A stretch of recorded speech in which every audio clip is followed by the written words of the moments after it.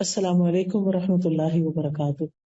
نحمده ونصلی علی رسوله الکریم، اما بعد فاعوذ باللہ من الشیطان الرجیم، بسم اللہ الرحمن الرحیم۔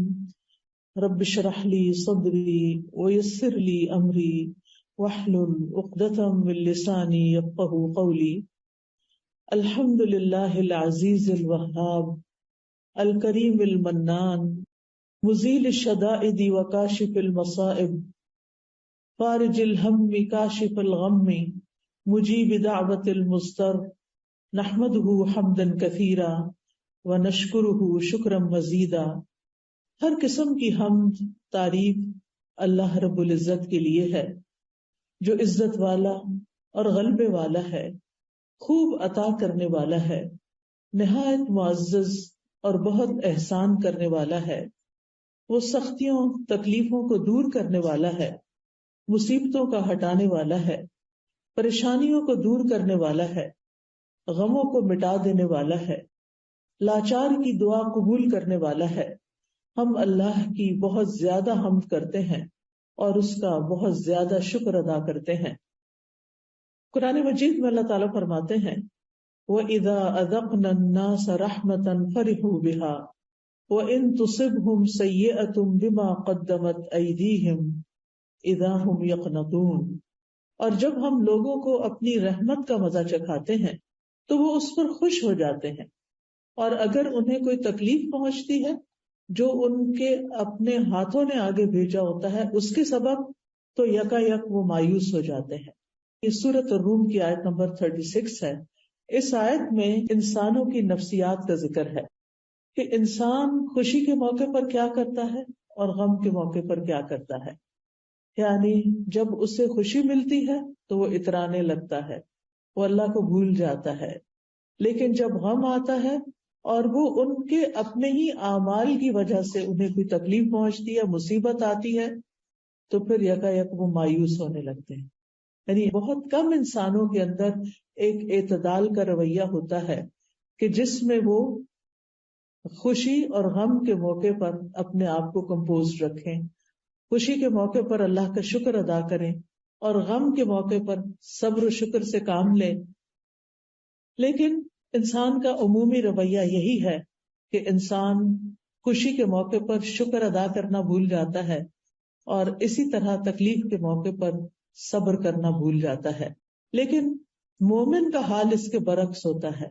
مومن ہر چھوٹی اور بڑی نعمت پر اللہ سبحانہ تعالیٰ کا شکر ادا کرتا ہے، اور پھر کسی بھی خوشی کو، نعمت کو، خوشحالی کو اپنی محنت کا نتیجہ نہیں سمجھتا، اپنا کمال نہیں سمجھتا۔ وہ یہ نہیں سمجھتا کہ یہ سب کچھ میں نے کیا ہے، بلکہ وہ یہ سمجھتا ہے کہ یہ سب کچھ میرے رب نے مجھے دیا ہے، اس لیے وہ رب ہی کی طرف رجوع کرتا ہے۔ اور جب تکلیف ہوتی ہے تو وہ سمجھتا ہے کہ یہ میری آزمائش ہے اور جلد ختم ہو جائے گی، لہٰذا وہ اسے دائمی نہیں سمجھتا کہ یہ ہمیشہ کے لیے میرے گلے پڑ گئی ہے، بلکہ نا امید ہونے سے بچتا ہے۔ تو مومن خوف اور امید کے درمیان رہتا ہے۔ اگر اس کے دل میں خوف آتا بھی ہے تو وہ اس سے نکل جاتا ہے، اور اللہ تعالیٰ سے رحمت کی امید اس کا خوف دور کر دیتی ہے۔ اس طرح انسان فخر اور غرور سے بھی باز رہتا ہے اور مایوس ہونے سے بھی رکا رہتا ہے۔ تو انسان اگر اپنی زندگی پر غور کرے تو جتنی اس کو نعمتیں ملی ہیں اس کے مقابلے میں تکلیفیں بہت کم ہیں، لیکن ہمارا حال یہ ہوتا ہے کہ ہم نعمتوں کا ذکر کرنا بھول جاتے ہیں، جبکہ اللہ تعالیٰ نے فرمایا فَأَمَّا بِنِعْمَةِ رَبِّكَ فَحَدِّثْ، کہ جہاں تک تمہارے رب کی نعمت کا تعلق ہے تو اس کا ذکر کرو، اس کو بیان کرو۔ نعمتوں کا ذکر کرنا چاہیے، نعمتوں کو یاد کرتے رہنا چاہیے، اپنے دل میں اور دوسروں کے سامنے بھی اللہ سبحانہ وتعالیٰ کا شکر ادا کرنا چاہیے۔ اللہ تعالیٰ اگر مال دیتا ہے، صحت دیتا ہے، عافیت دیتا ہے، امن اور آرام دیتا ہے، کھانے پینے کی وافر نعمتیں دیتا ہے، موسم اچھا ملتا ہے، ہمارے حالات اچھے ہوتے ہیں، ہم ایک پرامن جگہ پر رہتے ہیں، تو یہ ساری نعمتیں ایسی ہیں کہ جن کو پا کر انسان کو شکر گزار ہونا چاہیے۔ اور اس کے ساتھ یہ کہ انسان ہمیشہ اللہ تعالیٰ کی طرف رجوع کرتا رہے اور اپنا کمال اس کو نہ سمجھے، اور کسی بھی نعمت کے ملنے پر ناشکری سے بچے، کیونکہ انسان کی فطرت میں یہ چیز بھی ہے کہ جب اس کو کوئی ایک چیز مل جاتی ہے تو وہ اس پر قناعت نہیں کرتا، وہ چاہتا ہے اس سے اور آگے ملے اور آگے ملے، لہذا وہ اس کو بھول کر اور کی تلاش میں نکل کھڑا ہوتا ہے، لہذا جو نعمتیں اس کو ملی ہوتی ہیں ان سے بھی پوری طرح فائدہ نہیں اٹھاتا۔ ہم دیکھتے ہیں کہ مومن کی ایک صفت یہ بھی ہے کہ وہ نعمت کی نسبت اللہ تعالیٰ کی طرف کرتا ہے، اس سے اللہ تعالیٰ اس سے راضی ہو جاتا ہے۔ اور دوسری طرف یہ ہے کہ انسان کے اوپر تکلیف کب آتی ہے؟ جب اس کا مال چلا جاتا ہے، جب اس کی اولاد کو کوئی تکلیف پہنچتی ہے، یا اولاد دنیا سے چلی جاتی ہے، یا پھر یہ ہے کہ کوئی آزمائش آ جاتی ہے مال میں، یا قحط پڑ جاتا ہے، یا دنیا کے حالات کچھ خراب ہو جاتے ہیں جیسے کووڈ آ گیا تھا، یا اور اسی طرح کے غم آ جاتے ہیں زندگی میں، تو ایسی صورت میں بندہ مومن مصیبت پہنچنے پر سب سے پہلے اپنا جائزہ لیتا ہے، کیا کہ کہیں میں نے کوئی گناہ تو نہیں کیا تھا، میری کوئی غلطی تو نہیں۔ مثال کے طور پر اگر بچے کی طرف سے کوئی تکلیف آئی ہے، بچہ ستا رہا ہے، بچے کی طرف سے کوئی پریشانی ہے، تو انسان کو فوراً سوچنا چاہیے کہ کہیں میں نے اپنے والدین کو تو کوئی تکلیف نہیں دی تھی، کہیں ایسا تو نہیں کہ میں نے اس کی تربیت میں کوئی کمی کی ہو، کہیں ایسا تو نہیں کہ میں اس کو ٹائم کم دیتی ہوں، کہیں ایسا تو نہیں کہ میں نے اس کو وہ کچھ سکھایا نہیں جو سکھانا چاہیے تھا۔ تو مومن جو ہے وہ فوراً اپنی غلطیوں کی طرف نظر دوڑاتا ہے، صرف اس بات کا شکوہ شکایت نہیں کرتا رہتا کہ بچہ ایسا ہے اور بچہ یہ کرتا ہے اور بچہ وہ کرتا ہے، اور آج کل کے تو بچے ہی ایسے ہیں، اور یہ تو میڈیا نے ان کو خراب کر دیا ہے، اور گیجٹس نے خراب کر دیا ہے، اور گیمز نے خراب کر دیا ہے۔ یہ ساری چیزیں بھی فراہم کرنے والے ہم خود ہی ہوتے ہیں، اور پھر بعض اوقات یہ ہوتا ہے کہ ہم خود اپنے ہاتھوں اپنے بچوں کو ایسی تعلیم دیتے ہیں کہ جس سے وہ نہ اللہ کے رہتے ہیں، نہ دین کے، نہ ایمان کے، اور نہ ماں باپ کے۔ یعنی جو بچے دین کو چھوڑ جاتے ہیں پھر عموماً وہ ماں باپ کو بھی چھوڑ جاتے ہیں، کیونکہ دین ہی ان کو یہ سکھاتا ہے کہ انہوں نے ماں باپ کا حق ادا کرنا ہے۔ قرآن مجید میں کئی مقامات پر اللہ تعالیٰ فرماتے ہیں وَاعْبُدُوا اللَّهَ وَلَا تُشْرِكُوا بِهِ شَيْئًا وَبِالْوَالِدَيْنِ إِحْسَانًا، اللہ کی عبادت کرو، اس کے ساتھ کسی کو شریک نہ ٹھہراؤ، اور والدین کے ساتھ احسان کرو۔ یہ سبق تو قرآن سکھاتا ہے، اسلام سکھاتا ہے، دین سکھاتا ہے، لیکن افسوس یہ کہ ہم نے ان کو دین ہی تو نہیں سکھایا۔ ہم عام طور پر ان کی دنیاوی تعلیم کے لیے تو پریشان ہوتے ہیں، لیکن دینی تعلیم کے لیے خاطر خواہ بندوبست نہیں کرتے۔ ناظرہ قرآن پڑھا لیا، زیادہ سے زیادہ خوش ہو گئے تو حفظ کرانا شروع کر دیا، لیکن دین کی انڈرسٹینڈنگ، دین کی سمجھ بوجھ، اس کے بارے میں ہم کم ہی غور کرتے ہیں۔ اب آپ دیکھیے کہ جن اسکولوں میں وہ جاتے ہیں وہاں تو ہر چیز دین کے الٹ جا رہی ہے، وہاں تو ان کو دین نہیں ملتا۔ مسجد ہم انہیں نہیں لے کر جاتے، وہاں بھی دین نہیں ملتا۔ پھر اس کے بعد آپ دیکھیں کہ گھر پہ ماں بھی دین نہیں سیکھی ہوئی، لہٰذا اس کو ماں بھی نہیں سکھاتی، باپ ہے تو وہ اپنی کمائی میں مصروف ہے، اور اگر زندگی کی دوڑ میں لگے ہوئے ہیں تو باپ کے ساتھ ماں بھی مصروف ہے، تو اس صورت میں بچے دین سے دور ہو جاتے ہیں۔ تو اس میں آپ دیکھیے کہ جب بچے کے پاس کوئی موقع ہی نہیں، اس نے دین سیکھا ہی نہیں، وہ دین والوں سے ملا ہی نہیں، اس نے دین کی خوبصورتی کو جانا ہی نہیں، اور ہم صرف گھر میں اسے حکم دے رہے ہیں نماز پڑھ لو، قرآن پڑھ لو، اور بس یہی دین سمجھتے ہیں ہم، تو نتیجہ کیا ہوتا ہے؟ وہ دین سے تو دور ہوتا ہی ہے، ماں باپ سے بھی دور ہو جاتا ہے، اور پھر خاندان اور رشتے دار اور سبھی کو چھوڑ جاتا ہے۔ اس لیے اگر کوئی ایسی چیز ہو تو ہمیں اس صورت میں اللہ سبحانہ تعالیٰ کی طرف رجوع کرنا چاہیے، اپنے گناہوں کی معافی مانگنی چاہیے۔ It's never too late.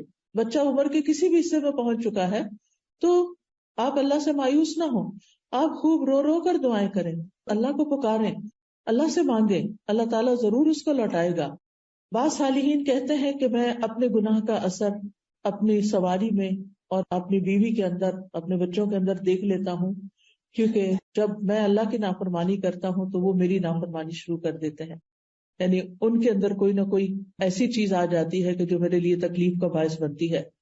اور پھر یہ ہے کہ غم اور تکلیف میں مایوس نہیں ہونا چاہیے، کیونکہ یہ مایوسی جس طرح عام طور پہ آپ نے سنا کہ کفر ہوتی ہے، یعنی اللہ کی ناشکری ہے، اور پھر یہ کہ یہ ہوتی کیوں ہے؟ یقین اور ایمان کی کمزوری کی وجہ سے، یعنی انسان کا جب یقین کمزور ہو جاتا ہے، ایمان کمزور ہو جاتا ہے، اللہ کا سہارا وہ چھوڑ بیٹھتا ہے، اللہ سے مایوس ہو جاتی. اللہ سے کیسے ہم مایوس ہو سکتے ہیں جبکہ زمین و آسمان کی ساری قوتیں اور سارے خزانے اللہ کے ہاتھ میں ہیں.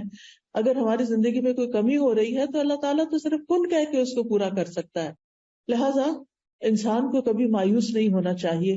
اور مایوسی کیا ہوتی ہے؟ کسی چیز کے مل جانے کی آرزو ختم ہو جانا، زندگی میں کوئی امید نہ رہنا، زندگی میں کوئی خوشی نہ رہنا، کسی چیز پر ایکسائٹیڈ نہ ہونا.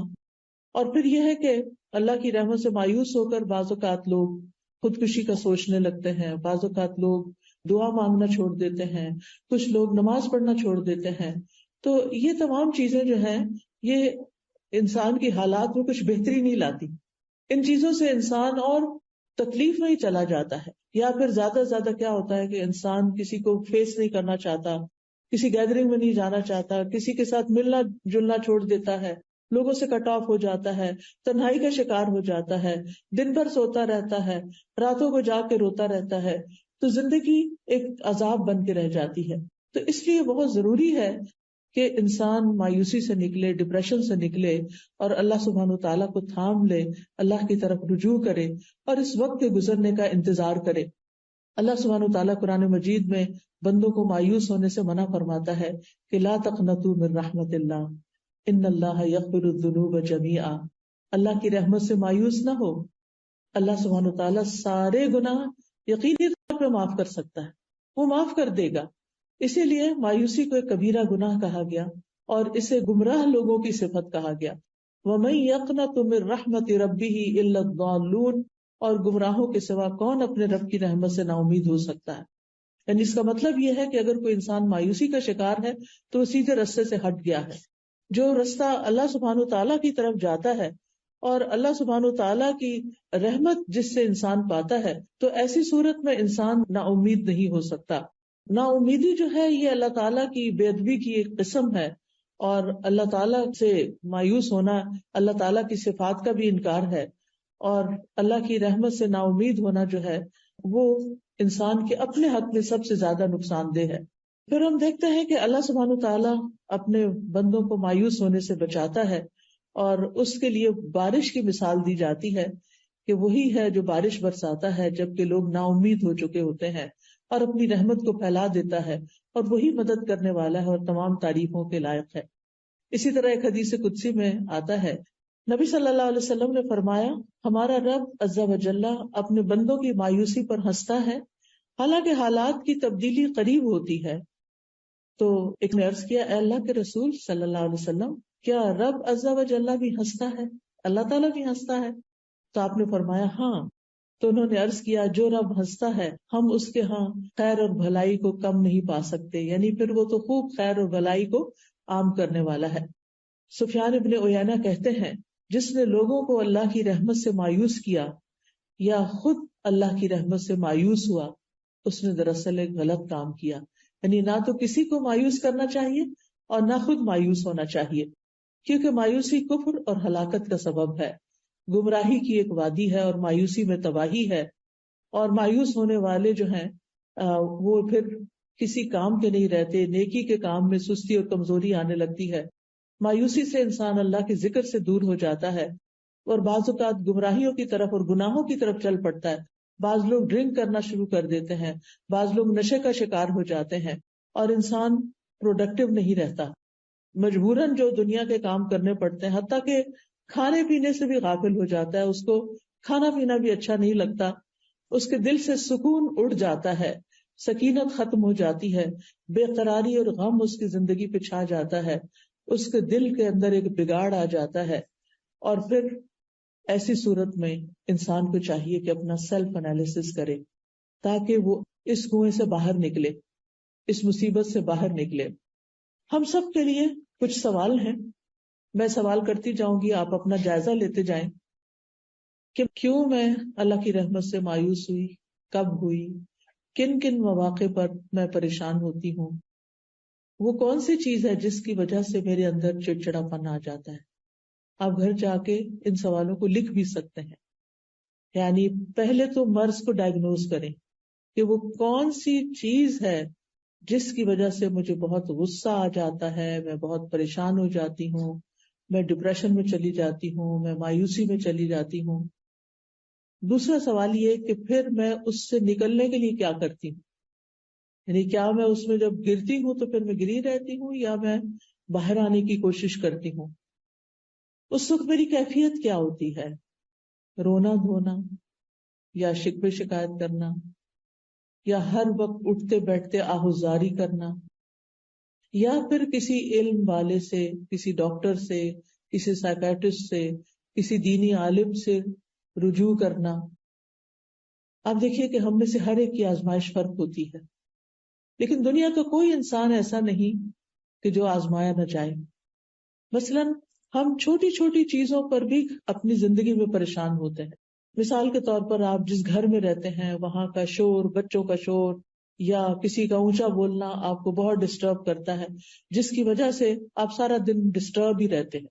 پھر اسی طرح کسی کا اصول توڑنا، مثلاً آپ اپنے ہسبینڈ کے ساتھ گاڑی میں جا رہے ہیں، وہ اسٹاپ سائن پہ رکتے نہیں، وہ ڈرائیونگ کرتے ہوئے اسپیڈ لمٹ سے آگے چل پڑتے ہیں، اس طرح کی چھوٹی چھوٹی باتیں۔ وہیں گاڑی میں بیٹھے بیٹھے آپ پریشان ہو جاتے ہیں، آپ اتنے شوق سے کسی پکنک پہ جا رہے ہیں لیکن وہ جو راستے میں ٹریفک رولز توڑے جا رہے ہیں اور آپ ٹینس بیٹھے ہوئے ہیں کہ ابھی کسی کو آپ نے دیکھ لیا تو اب شامت آئی اور اب پتہ نہیں کیا ہوتا ہے، کوئی ایکسیڈنٹ ہو، یعنی سارا وقت جو ہے وہ آپ کا ایک ٹینشن میں، ایک پریشانی میں اور ایک خوف میں اور ایک غم میں گزرتا ہے، حتیٰ کہ آپ نہ ریلیکس ہوتے ہیں، نہ کوئی بات کرتے ہیں، نہ ہنس سکتے ہیں، نہ خوش ہو سکتے ہیں۔ سارا وقت آپ کی نظر جو وہ سڑک پر ہی لگی ہوئی ہے کہ اب پتہ نہیں کیا ہوگا اور اب کیا ہوگا۔ اسی طرح کچھ لوگوں کی پریشانی روپے پیسے میں، بزنس میں، جاب میں کمی کی وجہ سے ہوتی ہے۔ کبھی لوگوں کو اپنے خاندان والوں سے بہت شکوے شکایات ہوتے ہیں، والدین سے شکایتیں ہوتی ہیں، پھر شوہر ایسا مل گیا، پھر بچے ویسے ہو گئے، پھر بہن بھائی ایسے ہیں، پھر رشتے دار ایسے ہیں، زمانہ ہی ایسا ہے، لوگ ہی ایسے ہیں، کوئی بھی اچھا نہیں، سبھی سے بد دل، سبھی سے مایوس، کوئی توجہ نہیں دیتا، کوئی مجھ سے محبت نہیں کرتا، یعنی اس قسم کی باتوں میں کھوئے رہتے ہیں۔ کچھ لوگوں کو اللہ کا شکر ہے کہ صحت کا بھی مسئلہ نہیں ہوتا، رشتے داروں کا بھی، ان میں سے مالی بس سب نعمتیں ہیں، وہ پوری دنیا کو اپنے سر پہ بٹھا دیتے، کس ملک میں کیا ہو رہا ہے اس کی خبریں سن، اس کی سن، رہتے یہاں ہیں 20 سال سے پاکستان نہیں گئے لیکن پاکستان کے حالات پہ اتنے دکھی اور اتنے غمگین رہتے ہیں کہ جیسے ان کے اس دکھ اور غم کی وجہ سے سارے حالات ٹھیک ہو جائیں گے۔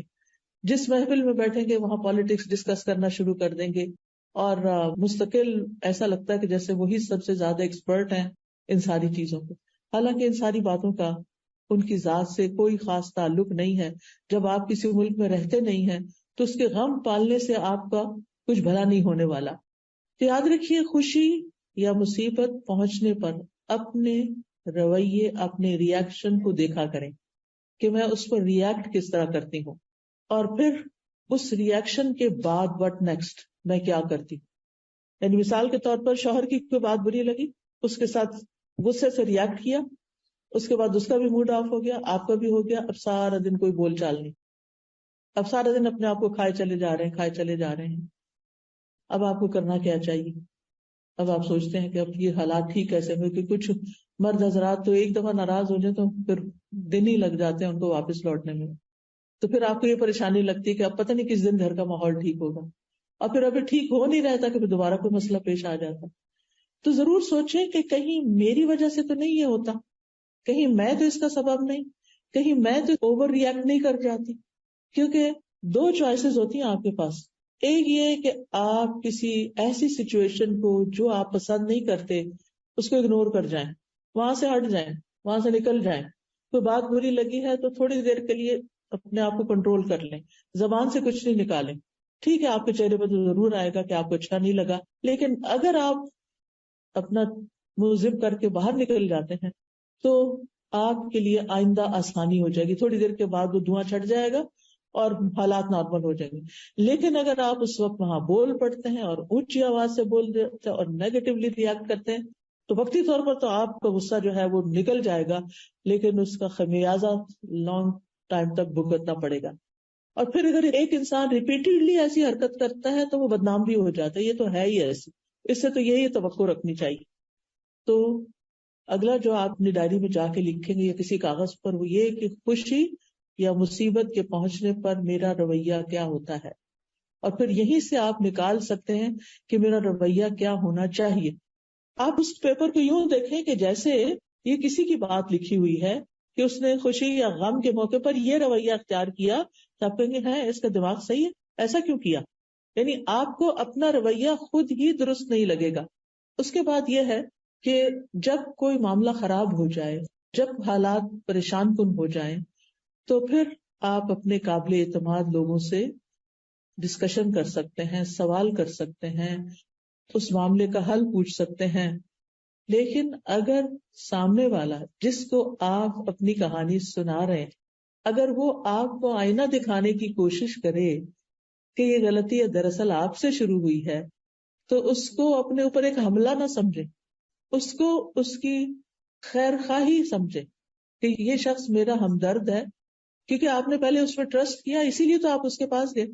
تو ٹرسٹ وردی شخص کو پھر ٹرسٹ ہی کریں، اس کی کسی بات کو مائنڈ نہ کریں، اس کی بات کو پرسنل نہ لے لیں کہ یہ تو ہے ہی ایسا. اور پھر یہ بعض اوقات لوگ انجسٹ بھی ہوتے ہیں، صحیح بات نہیں بھی کر رہے ہوتے، لیکن وہ اپنے تجربات سے بات کر رہے ہوتے ہیں، یہ ان کے ایکسپیرینسز آف لائف ہوتے ہیں جن کی روشنی میں وہ آپ کو مسائل کا حل بتا رہے ہوتے ہیں. تو ایسی صورت میں جب آپ ڈسکشن کر رہے ہوں تو اس میں سب سے پہلی بات یہ، یعنی آپ کو مسئلہ پیش آیا، اب آپ کسی کے پاس گئے، آپ مسئلہ بتا رہے ہیں، سب سے پہلے تو اپنے آپ کو کام ڈاؤن کریں.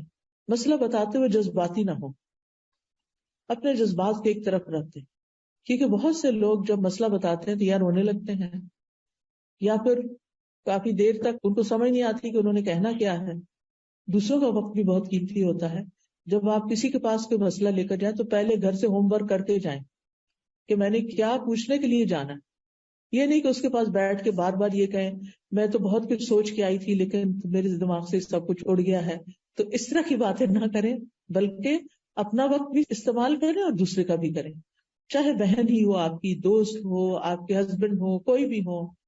پہلے سے ہوم ورک کریں کہ میں نے کہنا کیا ہے، اور پھر جب آپ اس کے پاس جائیں اپنی بات کو اچھے سے بتائیں اور اس کی بات کو پوری توجہ کے ساتھ سنیں، بہت اچھے سے سنیں، بیچ میں اس کی بات نہ کاٹیں، بیچ میں نہ بولیں. جب وہ بتانے لگے، کچھ آپ کو سمجھانے لگے، چاہے آپ کو پسند آ رہا ہے یا نہیں آ رہا، جواب آپ کی مرضی کے مطابق ہے یا نہیں ہے، تو آپ اس کو سن لیں ایک دفعہ، کوئی اور رائے نہ دیں. پھر آپ بیٹھ کے اس کی نیت پہ شک نہ کرنے لگے، یعنی کہ اس کی نیت ہی خراب ہے، یہ تو میرا بھلا چاہتا ہی نہیں. کیونکہ دنیا میں کوئی ٹول ایسا ابھی تک ایجاد نہیں ہوا جس سے کسی کی نیت پرکھی جا سکے. اس معاملے میں بھی اور عام طور پر بھی کسی کی نیت کو اٹیک نہ کریں. جو بھی انسان ہے، جیسا بھی ہے، اس کے بارے میں حسن ظن رکھیں، اس کے بارے میں پازیٹو سوچیں کہ یہ اچھا انسان ہے. انلیس کہ وہ کوئی ایسی چیز کرے تو اس معاملے میں اس کو ایکسکیوز کر دیں، لیکن چھوٹی موٹی غلطیوں سے یا کسی کے ٹنگ سلپ سے اس میں ہنسنا نہ شروع کر دیں یا اس کے بارے میں برا خیال نہ کریں. پھر آپ دیکھیے کہ جب آپ گفتگو کریں، اپنا مسئلہ بیان کریں، تو اپنی نیت کو بھی ٹٹولیں کہ آپ کیوں مسئلہ بیان کر رہے ہیں، اور پھر یہ کہ آپ واقعی مسئلے کا حل چاہتے ہیں یا صرف کتھارسس چاہتے ہیں کہ آپ کو کوئی مل جائے کہ جس کے سامنے اپنی کہانی سنائے. بعض لوگ ایسا بھی کرتے ہیں کہ کسی کے پاس جاتے ہیں، اس کو مسئلہ سناتے رہتے ہیں اور اس سے پوچھنے کی زحمت بھی نہیں کرتے کہ آپ اس بارے میں کیا کہتے ہیں. جب ساری کہانی سنا چکتے تو پھر کہتے ہیں بس یہی تھا جو آپ کو بتانا چاہ رہے تھے، اینڈ دیٹس اٹ، کہانی ختم ہو گئی ہے، اب ہمارا غصہ دور ہو گیا. کوئی مشورہ ملے یا نہ ملے، اور اس نیت سے تو جاتے ہی نہیں کہ کوئی مشورہ ملے گا تو اس پہ عمل کرنا ہے، وہ تو صرف اپنے دل کی بھڑاس نکالنے کے لیے بعض اوقات ہم جاتے. اور پھر ایک شخص کو بھی سنا کے تسلی نہیں ہوتی، کچھ باقی رہ جاتا ہے، پھر کوئی اور دوسرا پکڑ لیتے ہیں، اس کے ساتھ بیٹھ جاتے ہیں، اس کو سناتے ہیں، کوئی تیسرا مل جاتا ہے اس کو سناتے ہیں، اور پھر اس طرح اپنے آپ کو مزید کنفیوز بھی کرتے ہیں. تو بہرحال ہمیں بات طریقے سے کرنی ہے، جس سے بھی کرنی، ہم میں سے ہر ایک کو ضرورت ہوتی ہے کاؤنسلنگ. اور پھر یہ ہے کہ اپنی رائے دوسروں پہ مسلط نہیں کرنی، بلکہ دوسروں کے نقطہ نظر کو سمجھنے کے لیے دھیان لگانا ہے. اور اگر آپ کو دوسرے کی کوئی بات سمجھ نہیں آئی تو شائستہ انداز میں اس سے سوال بھی کرنا ہے کہ آپ اپنی بات دہرا دیجئے. اور پھر یہ ہے کہ انسان کو غم، پریشانی، دکھ، مایوسی سے نکلنے کے لیے کچھ اور کام بھی کرنے، یعنی دوسروں سے صرف باتیں نہیں کرتے رہنا، اپنے آپ سے بھی کچھ بات کرنی ہے. ایسے مواقع پر اپنے آپ کو ٹائم دیجیے، اپنے آپ سے سوال کیجیے، اپنے آپ کو کچھ سکھائیے. کیسے؟ نمبر 1، اس دنیا کی حقیقت کو سمجھیں. جو لوگ اس دنیا کی حقیقت کو سمجھ جاتے ہیں ان کی پریشانیاں ختم ہو جاتی ہیں، کیونکہ وہ اس دنیا کی طرف نہیں دیکھتے بلکہ وہ آگے کی دنیا کو دیکھتے ہیں. وہ یہاں کے غم بھلا دیتے ہیں آخرت کے غموں کے ساتھ، کیونکہ غم کا مقابلہ غم سے کرنا ہے نا. تو جب ان کو آخرت کی فکر لگ جاتی ہے تو دنیا کی بہت سی فکریں سب سائڈ ہو جاتی ہیں. وہ کہتے ہیں یہ تو کچھ بھی نہیں. جب زمین کے اوپر رہنا مشکل لگتا ہے تو زمین کے اندر جو لوگ پڑے ہوئے ہیں قبرستانوں میں، جب ان کے بارے میں سوچیں گے تو کیا ہوگا. زمین کے اوپر رہنا پرسکون لگے گا. رات کو اگر نیند نہ آئے اور خیالات ڈسٹرب کریں تو اپنی سوچ کا رخ موڑیں ان لوگوں کی طرف جو قبروں کے اندر ہیں اور ان کو ایک پل کے لیے بھی چین نہیں ہے. تو آپ سوچیں کہ مجھے تو اللہ نے اتنا اچھا کمرہ دیا ہے، اتنا اچھا گھر دیا ہے، اتنا کمفرٹیبل بیڈ دیا ہے، میرے لیے ہیٹنگ اور کولنگ کا انتظام ہے، میرے پاس سب کچھ ہے، میں آخر کس بات پہ پریشان ہو رہی ہوں. تو یاد رکھیے مشکلات اور پریشانیاں زندگی کا حصہ ہیں. کیوں؟ اس لیے کہ اللہ سبحانہ وتعالیٰ نے ہمیں اس دنیا میں ٹیسٹ کرنے کے لیے بھیجا ہے. الذی خلق الموت والحیات لیبلوکم ایکم احسن عملا. وہ جس نے موت اور زندگی کو بنایا تاکہ تمہارا امتحان لے کہ تم میں سے کون اچھے عمل کرتا ہے، کس کے ریاکشنز، کس کے رسپانسز زیادہ اچھے ہیں. یعنی زندگی میں کام کاج کرتے ہوئے کسی بھی چیز، کوئی بھی کام، چاہے آپ ڈرائیونگ کر رہے ہیں، چاہے آپ کوکنگ کر رہے ہیں، چاہے آپ لانڈری کر رہے ہیں، ان ساری چیزوں میں انسان تھکتا ہے. انسان تھکتا ہے کام کرتے ہوئے. کچھ لوگ ہوتے ہیں وہ اظہار نہیں کرتے، ان کا وقت بھی گزر جاتا ہے. اور کچھ لوگ ہوتے ہیں ہر تھوڑی دیر کے بعد کہتے ہیں آج تو بہت تھک گئی، بہت تھک گئی. یعنی جو پاس بیٹھے ہوں گے وہ بیزار ہو جائیں گے سن کر آپ کی تھکاوٹ کی باتیں. نتیجہ کیا ہوگا؟ وہ آپ کے پاس بیٹھنا نہیں چاہیں گے. پھر آپ اور پریشان ہوں گے کہ یہ لوگ مجھے ٹائم نہیں دیتے، مجھے توجہ نہیں دیتے، میری بات نہیں سنتے. اصل میں آپ نے خود ہی بگایا ان کو ایسی باتیں کر کر کے جن کو نہ کر کے بھی گزارا ہو سکتا تھا. قرآن مجید میں اللہ تعالیٰ فرماتے سورۃ البلد میں لقد خلقنا الانسان فی کبد، یقیناً ہم نے انسان کو بڑی مشقت میں پیدا کیا ہے. اس دنیا میں انسان کے لیے ایک کے بعد ایک مشقت ہے. سوچئے جب ایک انسان پیدا ہوتا ہے، دنیا میں آ رہا ہوتا ہے، ماں کتنی مشقت سے جنم دیتی ہے. اور یہ مشقت صرف ماں کے لیے نہیں ہوتی، اس بچے کے لیے بھی ہوتی ہے جو دنیا میں آنے کے لیے پش کرتا ہے اور باہر کو آتا ہے. کتنی چھوٹی سی جگہ سے نکل کے آتا ہے وہ. آپ میں سے جو لوگ اس پروسیجر سے گزر چکے ہیں، آپ سوچئے کہ وہ دن شاید زندگی کا سب سے مشکل دن تھا جب آپ نے بچے کو جنم دیا تھا. اور اس وقت آپ سوچتے تھے کہ پتہ نہیں میں زندہ بھی رہتی ہوں کہ نہیں. ایسی صورت میں جب ہمارا آغاز ہی مشقت سے ہوا، آمد ہی تکلیف کے ساتھ ہوئی ہے، تو پھر اینٹیسپیٹ کرنا چاہیے کہ آئندہ زندگی میں بھی مشکلات تو ہوں گی. ہمیں اس دن کا درد یاد نہیں، لیکن اگر آپ اپنی مدر سے پوچھیں تو وہ بتائے گی کہ دنیا میں آتے ہی آپ نے رونا شروع کر دیا تھا. کیوں رو رہے تھے بھائی؟ شیطان نے آ کے زور سے تھپڑ مارا. حدیث سے پتا چلتا ہے، میں اپنے پاس سے بات نہیں بتاتی، کہ ابن آدم جب پیدا ہوتا ہے شیطان پہلے سے انتظار میں کھڑا. اپنے رشتہ دار تو باہر کھڑے ہوتے ہیں نا، یعنی جب بچے کی پیدائش ہوتی ہے تو باقی تو ماں باپ یا بہن بھائی باہر کھڑے ہوتے ہیں انتظار میں، شیطان اندر پہنچا ہوا ہوتا ہے. اس لیے جو بچیاں بھی بچوں کو جنم دیتی ہیں وہ اس وقت یا تو قرآن کی تلاوت سنتی رہیں یا آیت الکرسی لگائیں یا اللہ کا نام ذکر کریں، خود بھی ذکر کریں اگر ہمت ہے، ورنہ جو آپ کے ساتھ ہیں وہ آپ پر پڑھ کے سنائیں. اب تو الحمدللہ اگر کسی کو نہیں بھی پڑھنا آتا تو اپنے سیل فون پہ آپ قرآن مجید کی سورت کوئی بھی لگا کے، سورت الرحمن لگا دیں، سورت مریم لگا دیں، کوئی بھی سورت لگا دیں، آپ سورت طٰہٰ لگا دیں، آپ اس کو سن سکتے ہیں. سورت البقرہ لگا دیں، سورت البقرہ لگانے سے شیاطین بھاگتے ہیں.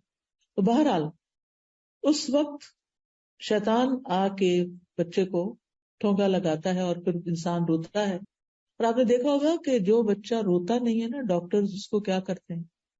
رلاتے ہیں، اس کو تھپکاتے ہیں اور رلاتے ہیں.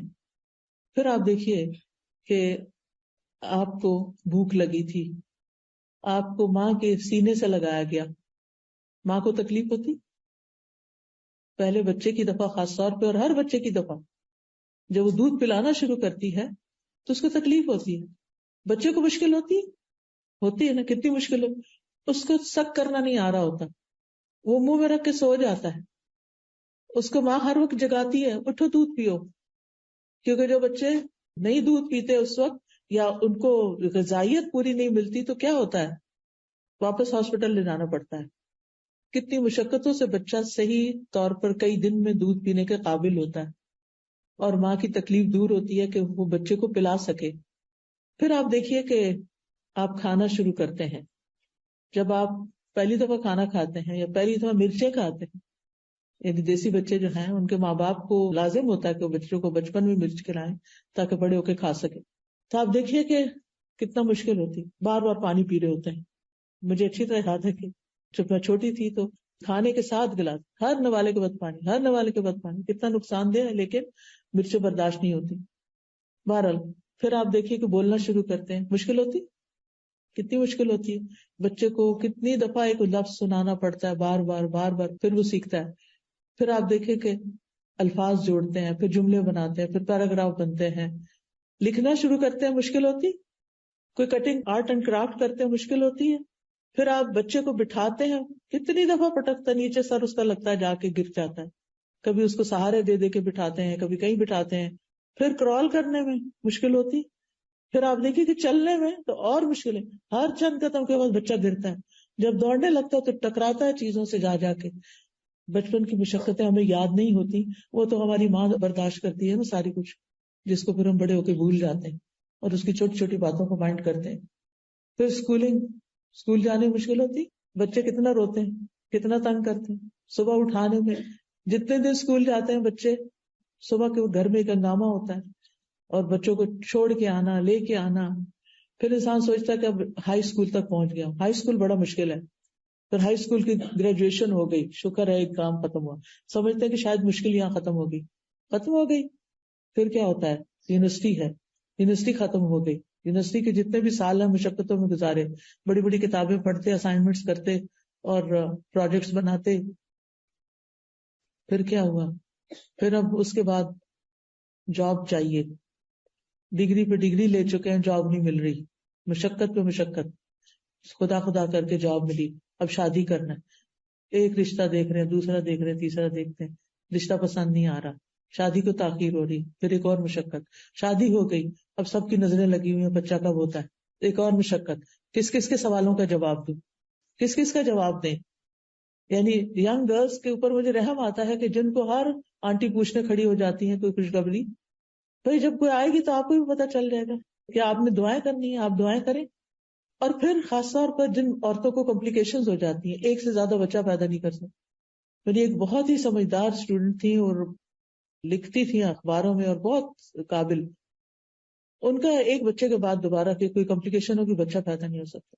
اور وہ اس بات سے اتنی فرسٹریٹ ہوتی تھی کہ ہر دوسرا بندہ اس سے پوچھ رہا ہوتا تھا کہ تم اور بچے کیوں نہیں پیدا کر رہے، کیوں نہیں تمہارے بچے ہوتے، کیوں نہیں ہوتے. یہ اللہ کی مرضی. جتنے بچے دنیا میں آنے نا اتنے ہی آنے ہیں، آپ زیادہ نہیں کر سکتے باتیں کر کر کے. اور پھر ججمنٹل ہو جاتے ہیں ہم کہ یہ تو پیدا کرنا ہی نہیں چاہتی، یہ تو بہت آزاد خیال ہے، اور یہ تو بس چائلڈ لیس زندگی گزارنا چاہتی. اپنے پاس سے باتیں، لیکن آپ کو کہاں سے پتا چل گیا؟ آپ نے اس سے جا کے کوئی انٹرویو کر کے آئے کہ وہ کیا چاہتے ہیں اور کیا نہیں. اور اگر بفرض محال وہ چاہتی بھی ہے تو وہ تو اس کی چوائس ہے نا. پھر آپ کو غیبت کرنے سے کیا ملے گا؟ آپ کو باتیں بنانے سے کیا حاصل ہوگا؟ بہرحال شادی ہو جاتی ہے کہ مشکلات ختم ہو گئی. شادی کے بعد کیا ہوتا ہے؟ کچھ دن تو اچھے گزرتے ہیں، پھر وہاں بھی مشکلات شروع ہو جاتی ہیں، انڈرسٹینڈنگ کی مشکلات ہو جاتی ہیں. آپ دیکھیے کہ طلاق کی شرح شادی کی شرح سے زیادہ ہے اس وقت. اتنی شادیاں نہیں ہوتی جتنی طلاقیں ہو رہی ہیں. ایک دفعہ طلاق، 2 دفعہ طلاق، تیسری دفعہ طلاق. دوبارہ شادی کرنا چاہتے ہیں، سیٹل ہونا چاہتا ہوں، پرسکون ہونا چاہتا ہوں، کیونکہ ہم سمجھتے ہیں شادی ہوگی، سیٹل ہو گئے، پرسکون ہو گئے، بات ختم. شادی ہوگی، اب آپ دیکھیں اس کے بعد کیا؟ اب گھر چاہیے، اب گھر بنانے کے لیے پیسے چاہیے، اب اس کے لیے ایک اور مشقت شروع ہو گئی. ایک جاب سے کافی نہیں ہوتا، 2 جاب چاہیے، 3 جاب چاہیے. بیوی کو بھی کام کرنا ہے، سب کو مل کے کرنا ہے. مشکلات ختم تو نہیں ہوئی. گھر بن گیا، آپ دیکھیے کہ گھر بھی بن جاتا ہے، ہر چیز ہے، فرنیچر بھی ہے، کھانے بھی ہیں، سب، زندگی اچھی ہو گئی، زیادہ اچھی جاب مل گئی، ریل پیل ہو گئی ہر چیز کی. اب بچے بڑے ہو گئے ہیں، اب کیا مشکل ختم ہو گئی؟ مشکل ختم نہیں، مشکل نہیں ختم. پھر کیا ہے؟ بچوں کے مسائل، پھر ان کی شادیاں، پھر ان کے بچوں کے مسائل. چلے یہ تو زندگی ایسے گزری. کہنے کا یہ اتنی لمبی کہانی سب آپ کو پتا ہے. یاد دہانی کرانے کا مطلب یہ ہے کہ لقد خلقنا الانسان فی کبد، انسان مشقتوں میں پیدا ہوا. اس لیے زندگی کو پھولوں کی سیج نہ سمجھیں. زندگی میں صرف خوشیاں مت تلاش کریں، اپنے آپ کو اسٹرانگ کریں تاکہ آپ مسائل سے نبٹ سکیں، آپ مشکلات کو فیس کر سکیں، آپ ان کا سولوشن سوچ سکیں، آپ خود بھی کھڑے ہو سکیں، دوسروں کو بھی کھڑا کر سکیں، اپنے غم بھی دور کر سکیں اور دوسروں کے بھی کام آ سکیں. کیونکہ ایمان ہی ایسی چیز ہے کہ جس کے ساتھ انسان مضبوط ہو سکتا ہے. اللہ کی ذات پہ بھروسہ اور توکل ہی ایسی چیز ہے کہ جس کے سہارے انسان ان مشکلات کو ڈیل کر سکتا ہے، نبٹ سکتا ہے، اور ان کو مشکلات نہیں سمجھتا بلکہ اپنی روٹین کے کاموں کو اور اپنی زندگی کی گاڑی کو چلائے رکھتا ہے. اب آپ دیکھیے یہ زندگی مشکل ہے، لیکن کیا موت کا دن مشکل نہیں؟ اگر موت کی مشکلات جاننا چاہتے ہیں تو پیلیٹیو کیئر کے ڈپارٹمنٹ میں کچھ دن والنٹیئر کیجیے، اور پھر دیکھیے کہ جب لوگوں کی جان نکلتی ہے، جب وہ جاتے ہیں تو کتنے کتنے دن بعض اوقات نزع کے عالم میں رہتے ہیں، اور پھر احادیث سے ان کی ڈیٹیل معلوم کریں کہ موت کی سختیاں کیا چیز ہیں.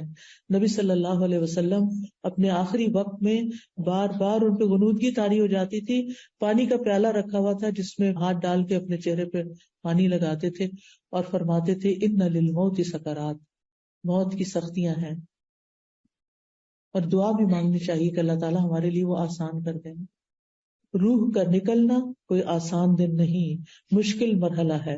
روح جسم سے 4 سٹیجز میں نکلتی ہے.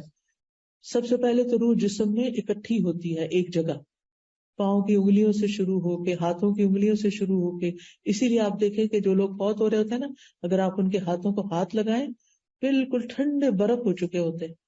پھر آپ دیکھیں کہ ساری جگہ سے اکٹھی ہو کے ایک جگہ پر آتی ہے جس کے بارے میں اللہ تعالیٰ فرماتے ہیں کلا اذا بلغت التراقی، ہرگز نہیں، جب جان حلق تک پہنچ جائے گی، یہاں تک آ جاتی، کالر بون تک، ہنسلی کے پاس آ جاتی ہے، تو یہاں پر پھر شدید درد ہوتا ہے، اور یہ دردناک لمحہ ہوتا ہے.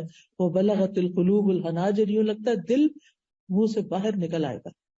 پھر روح نکلنے کا مرحلہ ہوتا ہے والنازعات غرقا، ان فرشتوں کی قسم جو جسم کے اندر گھس کے روح کو نکال کے لے جاتے ہیں. والناشطات نشطا، اور ان کی قسم جو آسانی سے مومنوں کی جان نکال لیتے ہیں. یعنی کافر کی جان نکالنا زیادہ مشکل ہوتی ہے بنسبت مومن کی، کیونکہ اس کی روح باہر نکلنا نہیں چاہتی. اس کو پتا ہے کہ آئندہ موت کے فرشتے دیکھے جو بہت ہی یعنی نیک روحوں کے پاس تو اچھے فرشتے آتے ہیں، جیسے اچھا ڈاکٹر آ جائے تو آپ کی تکلیف ہلکی ہو جاتی. تو جو نیک لوگ ہوتے ہیں ان کے پاس اچھے فرشتے خوش شکل، اچھے لباس میں، اچھی وضاحت، خوشبو کے ساتھ اور نرمی کے ساتھ وہ آتے ہیں اور بیٹھ جاتے ہیں، اور پھر کہتے ہیں یا ایتھا النفس المطمئنہ، اے نفس مطمئنہ، ارجعی الی ربک راضیۃ مرضیہ، واپس چلو اپنے رب کی طرف. وہ تو تم نے ٹیسٹ کے لیے یہاں بھیجا تھا، اب واپسی کا وقت ہے. واپس چلو اپنے رب کی طرف راضیۃ، اس حال میں کہ تم رب سے راضی ہو. کیونکہ اس وقت بھی شیطان بہکاتا ہے، یہ دیکھو تمہارا رب تمہارے ساتھ کیا کر رہا ہے. مومن کہتا ہے میں اپنے رب سے راضی ہوں، جیسے دنیا میں تکلیف کی حالت میں وہ اپنے رب سے راضی رہتا تھا. موت کے وقت بھی راضی رہتا ہے. راضیۃ مرضیہ، ایسے شخص پر رب کی رضا بھی آ جاتی. اور اس کو کیا صدا ملتی، کیا آواز آتی، فادخلی فی عبادی وادخلی جنتی. آؤ میرے نیک بندوں کے ساتھ تم بھی جمع ہو جاؤ، آؤ میری جنت میں داخل ہو جاؤ. کتنا اچھا انجام ہے اس شخص کا جو نفس مطمئنہ رکھتا ہے، دنیا کی مشکلات میں ہوش و حواس نہیں کھو بیٹھتا، دنیا کی تکلیفوں میں اپنے رب سے راضی رہتا ہے. پھر آپ دیکھیے کہ کچھ لوگ دنیا میں سوچتے ہیں کہ اگر ہم خودکشی کر لیں گے تو ہماری زندگی کی مصیبتیں ختم ہو جائیں گی. واقعی جب کبھی میرے پاس کوئی ایسا شخص آتا ہے کہ اور بتاتا ہے تو میں اس سے پوچھتی ہوں تم واقعی سمجھتے ہو کہ خودکشی سے تکلیفیں ختم ہوں گی یا اس سے بھی زیادہ بڑی ہوں گی؟ ہاں یہ تو ہے کہ حرام موت ہے، پھر ایسا اور ویسا ہوگا، تو پھر یہ تکلیفیں بڑی ہیں. یہ وہ عقل مند تو یہ سوچتا ہے نا، یہ تکلیف برداشت کر لو، یہ ورتھ ہے برداشت کرنا بنسبت اس سے بڑی تکلیف کے. بہرحال اس کے بعد کیا ہوتا ہے انسان کے ساتھ، کہاں جاتا ہے مرنے کے بعد؟ قبر میں جاتا ہے. قبر کا مرحلہ آسان ہے؟ آسان ہے؟ نو. قبر ہر ایک کو بھیجتی ہے، مومن کو بھی، کافر کو، منافق، سب کو پریس کرتی. اور پھر کیا ہوتا ہے، منکر نکیر آ جاتے ہیں. وہ کیا کرتے ہیں، سوال کرتے ہیں، من ربو کا، ما دینو کا، من نبیو کا. اور بڑے سخت انداز میں سوال کرتے ہیں، جیسے کوئی پولیس مین جو کسی مجرم سے سوال کر رہے ہیں اور ڈانٹ ڈپٹ کے کر رہے ہیں. اور اس وقت آپ دیکھیں کہ مجرم کا حال پھر کیا ہوتا ہوگا. وہ کہتا ہے مجھے نہیں پتا، میں نے سنا تھا، لوگ کہتے تھے، میں بھی کہتا تھا. اس نے رب کو نہیں جانا، رب کی معرفت حاصل نہیں کی، رب کی پہچان ہی نہیں. دنیا میں آئے ہیں، سب کچھ رب کا دیا ہوا کھا رہے ہیں، پی رہے ہیں، ہر چیز کر رہے ہیں، اور رب کو ہی نہیں جانتے، رب کو ہی نہیں پہچانتے. اگر کوئی بچہ آپ سے کہہ دے میں نہیں جانتا آپ کون ہے، کیسا لگے گا آپ کو؟ اگر آپ کا بچہ آپ کو کہہ دے I have nothing to do with you, I don't know who you are، میں نہیں جانتا آپ. آج کے دور میں ایسے بچے ہیں، ماں باپ کو ہی ابینڈن کر دیتے ہیں کہ we are done with you، اب ہم آپ سے کبھی نہیں ملیں گے. کل ہی مجھے کسی نے بتایا. اور ایسے ماں باپ کا حال دیکھنے والا ہوتا ہے کہ جو اپنی ساری محنت کر کے، کما کما کے، تھک تھک کے ان کی یونیورسٹی کی فیس بھرتے ہیں اور ان کے زندگی کی ہر خواہش پوری کرتے ہیں. دور کی یونیورسٹیوں میں جا رہے ہیں تو آسانی کے لیے اپارٹمنٹ رینٹ پہ لے کے دیتے ہیں، اور معلوم نہیں کیا کیا کام کر رہے ہوتے ہیں. اور پھر جب بچے پڑھ جاتے ہیں، اپنی جاب کرنے لگے، انڈیپینڈنٹ ہو جاتے، پھر کہتے ہیں ہو آر یو، ہم نہیں جانتے آپ کو، ہم نے تو نہیں کہا تھا آپ ہمارے ساتھ یہ کریں. اللہ تعالیٰ ایسے برے وقت سے سب کو بچائے اور سب کے بچوں کو نیک بنائے. لیکن یہ کہ یہ بھی ایک آزمائش ہوتی ہے.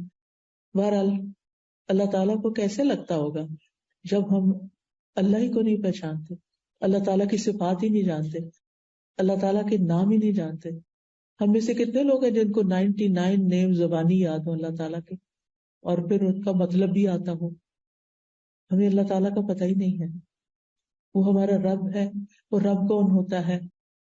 زندگی میں مایوسی آتی ہی اس وقت ہے جب انسان رب کو نہیں پہچانتا. اور جو رب پہ توکل کرتا ہے، رب پہ بھروسہ کرتا ہے، رب کو جانتا ہے، تو وہ کبھی رب سے مایوس نہیں ہوتا.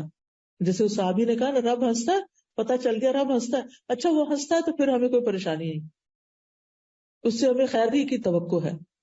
پھر آپ دیکھیے قبر کے بعد کیا ہوگا.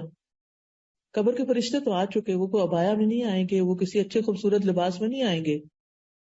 ان کی آنکھوں کا رنگ نیلا اور جسم کا شاید کالا اور بہت بھیانک شکل، اور وہ زمین کو یوں کھودتے ہوئے اندر آ جائے گے قبر کے اندر. کوئی بھی ساتھ نہیں ہوگا، کوئی غمخوار، کوئی سوائے اپنے اعمال کے.